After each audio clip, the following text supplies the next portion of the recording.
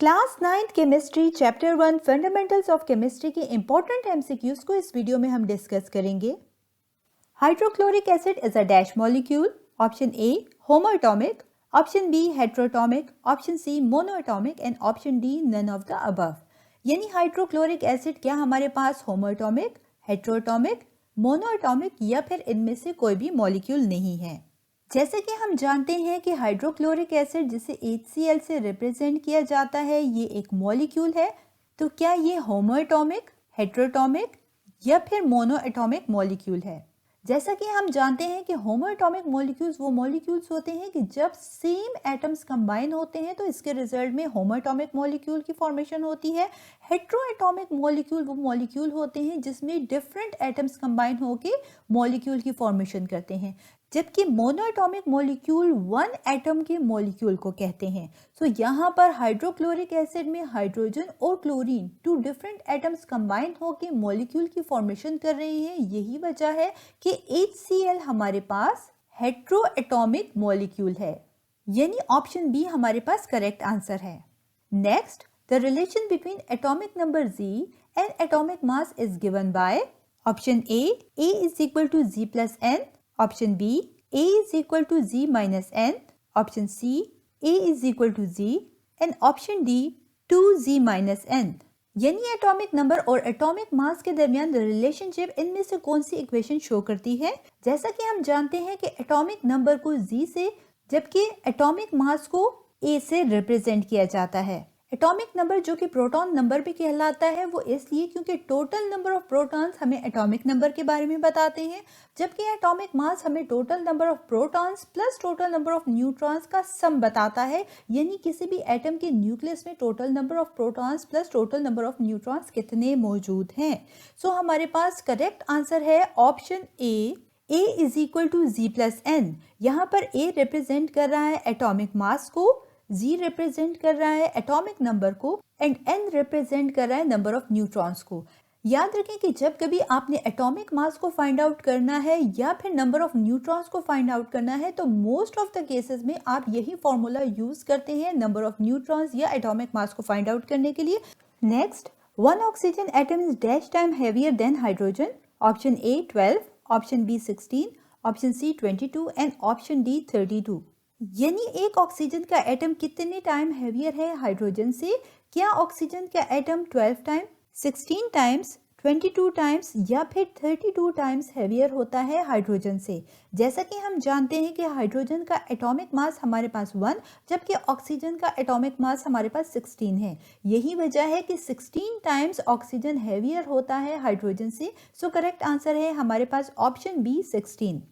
Next, which of the following is a triatomic molecule? Option A HCl, option B H2O, option C BF3 and option D CCl4। यानी given options में से हमारे पास कौन सा try atomic molecule है। Try atomic molecule का क्या मतलब है। Try means 3, atomic mean atom and molecule mean molecule, यानी ऐसा मॉलिक्यूल जो कि 3 एटम से मिलकर बनता है। सो ऑप्शन ए में हमारे पास HCl, यहाँ पर हाइड्रोजन 1 एटम है एंड क्लोरीन 2nd एटम है। नेक्स्ट है हमारे पास हाइड्रोजन और ऑक्सीजन। यहाँ पर हाइड्रोजन की आप देख सकते हैं 2 एटम्स मौजूद हैं और ऑक्सीजन का 1 एटम मौजूद है। तो 2 + 1 इक्वल होता है हमारे पास 3 के, यानी वाटर जो है हमारे पास ट्राई एटॉमिक मॉलिक्यूल है। इसके बाद हमारे पास BF3, B हमारे पास 1 एटम है एंड F3 हमारे पास 3 एटम्स हैं फ्लोरीन के। तो ये आ गया 3 + 1 इक्वल हो गया टोटल 4 एटम्स। नेक्स्ट है हमारे पास CCl4। यहाँ पर C 1 एटम हो गया एंड Cl4 हमारे पास 4 एटम्स हो गए। सो ये टोटल हमारे पास आ गए 5 एटम्स। सो करेक्ट आंसर है हमारे पास यहाँ पर ऑप्शन B वाटर, जो कि 3 एटम से मिलकर ये मॉलिक्यूल बना है। यही वजह है कि हमारे पास ये एक ट्राई एटॉमिक मॉलिक्यूल है। Next, dash elements were discovered till 1974। Option A 107, option B 105, option C 119 and option D 123। यानी कितने एलिमेंट्स हमारे पास 1974 तक डिस्कवर हो चुके थे इन गिवन ऑप्शंस में से। सो करेक्ट आंसर है हमारे पास option B 105 elements were discovered till 1974। Next, dash can not be decomposed into simpler substances. Option A compound, option B solution, option C element and option D mixture. यानी given options में से हमारे पास वो कौन सा ऑप्शन है जो कि डिकम्पोज नहीं होता फर्दर सिंपलर सब्सटेंसेस में से? क्या ये हमारे पास कंपाउंड है, सॉल्यूशन है, एलिमेंट है या फिर मिक्सचर है? जैसा कि हम जानते हैं कि एलिमेंट्स प्योर सब्सटेंस होते हैं जो कि फर्दर डिकम्पोज नहीं होते सिंपलर सब्सटेंसेस में। यही वजह है कि ऑप्शन सी एलिमेंट हमारे पास करेक्ट आंसर है।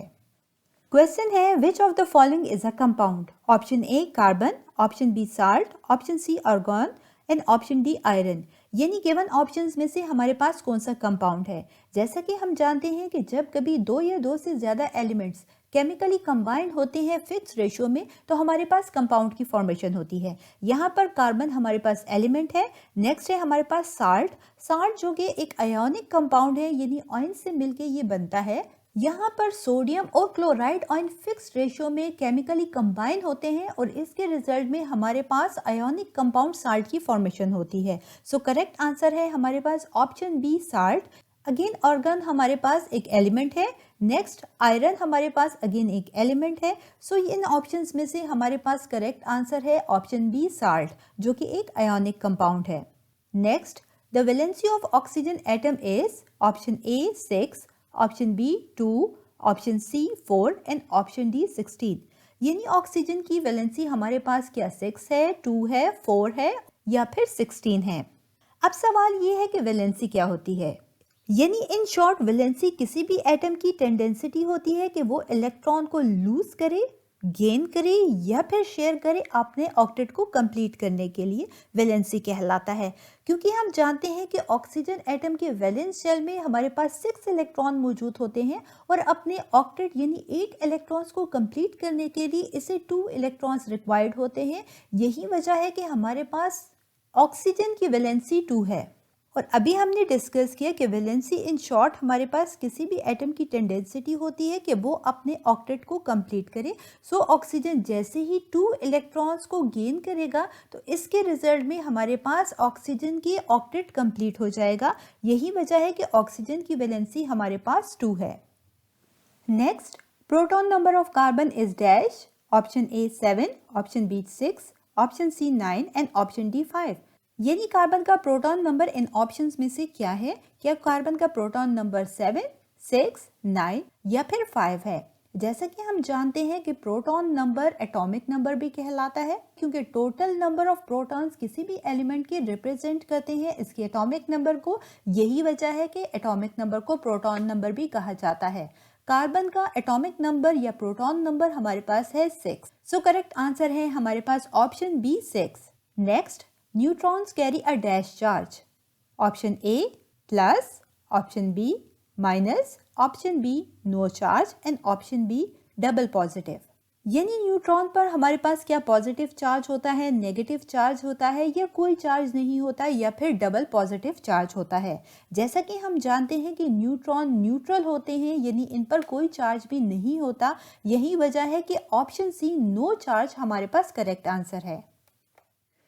चैनल पर अपलोड होने वाली हर न्यू वीडियो की अपडेट के लिए डिजिटल केमिस्ट्री यूट्यूब चैनल को जरूर सब्सक्राइब कीजिएगा और जी हाँ, बेल आइकन को हिट करना बिल्कुल मत भूलिएगा ताकि टाइमली आपको हर वीडियो की अपडेट मिलती रहे।